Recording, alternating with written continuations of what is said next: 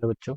Let's read this question. So this question says the given directions is in each of the following questions match column 1 and column 2 and select the correct match out of the four given choices. Okay. There are physical quantities in column 1 and dimensional formula in column 2. Column 1 and column 2 आपको question में given है. Okay. ए के corresponding आपका permeability, B में लिखा है magnetic induction, सी में लिखा है ससेप्टिबिलिटी, डी में लिखा है आपका intensity of magnetization, P colon 2 में लिखा है M0 L0 20 E0, क्यू के करस्पॉन्डिंग, आर के करस्पॉन्डिंग और एस के करस्पॉन्डिंग आपको मास, लेंथ, टाइम और एम्पियर का क्या कॉम्बिनेशन क्वेश्चन में गिवन है. ओके. तो अभी आपको क्या करना है, यहाँ पर मैच ऑफ द कॉलम्स को यहाँ पर आपको मैच ऑफ द कॉलम्स करना है. ओके. तो देखिए बच्चों, इस क्वेश्चन का की कॉन्सेप्ट आप क्या लिख सकते हैं. The key concept of this question is our dimensional analysis. क्या लिख सकते हैं, डायमेंशन एनालिसिस लिख सकते हैं. ओके. क्या लिख सकते हैं, dimension analysis is the key concept of this question. Okay. तो देखिए बच्चों, हमें यहाँ पर डायमेंशन एनालिसिस की हेल्प से यहाँ पर इसको हमें यहाँ पर सॉल्व करना है. ओके. तो देखिए बच्चों, हमें यहाँ पर डायमेंशंस बेसिकली फाइंड आउट करनी है.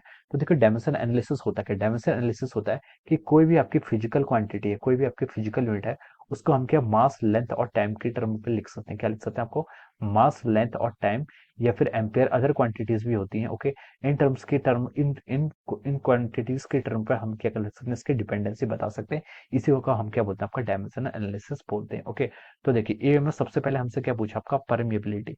किसका बताना है आपको, परमेबिलिटी की डायमेंशन हमें यहाँ पर आपको फाइंड आउट करके बतानी. ओके. तो देखिए परमेबिलिटी क्या होता है, परमेबिलिटी होता है न्यू. न्यू को हम क्या बोलते हैं, आपका परमेबिलिटी बोलते हैं. ओके.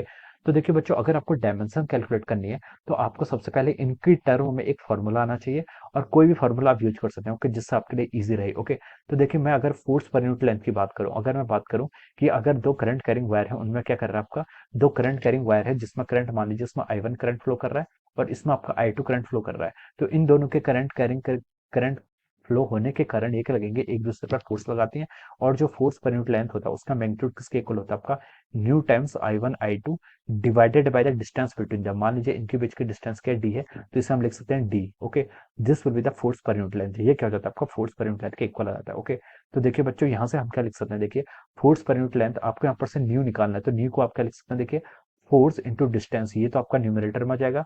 और एल यहाँ पर क्या हो जाएगा, देखिए I1 times I2 into of our length हो जाएगा. ओके. हम इसको देखिए यहाँ पर से ऐसे लिख सकते हैं. Okay. Force into D. Yes. Okay. अब देखिए फोर्स क्या होता है, फोर्स की डायमेंशन आपकी क्या होती है, फोर्स होता है आपका मास टाइम्स एक्सेलरेशन, तो आप इसको MLT-2 लिख लीजिए.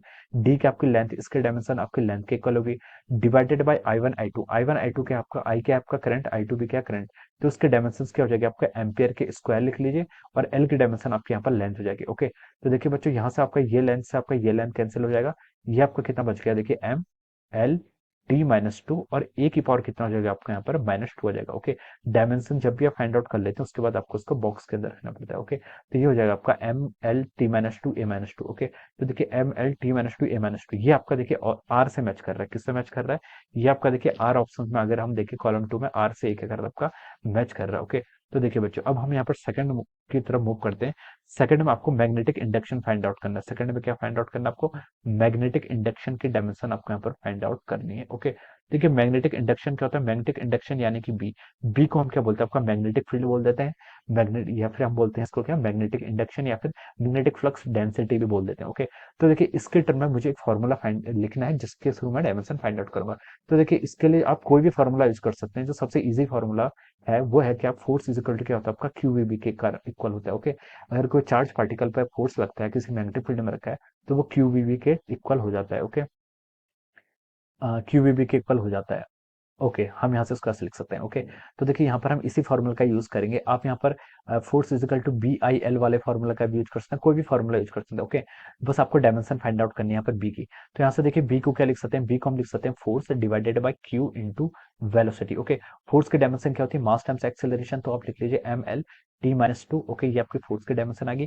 क्यू की डायमेंशन क्या होगी आपकी, देखिए A इंटू टी. ओके. ए क्या आपका एम्पेयर, क्यू क्या होता है चार्ज, चार्ज को क्या लिखते हैं, करंट इंटू टाइम, तो एम्पेयर इंटू टाइम इसकी यूनिट होगी. फिर अब वेलोसिटी, वेलोसिटी की डायमेंशन कितनी हो जाती है आपकी, LT-1. ओके. तो हम इसको देखिए, अब हम इसको सॉल्व करेंगे.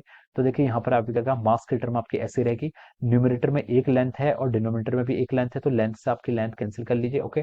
टाइम देखिए आपका नीचे आपका कोई भी टाइम की टर्म में नहीं है, ऊपर आपका T⁻⁻2 हो जाएगा. ओके.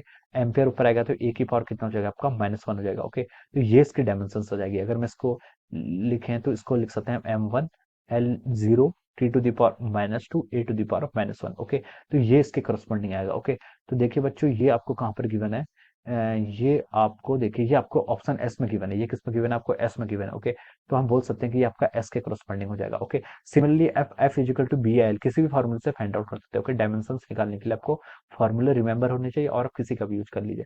सेकंड थर्ड आपसे पूछा क्या? ससेप्टिबिलिटी।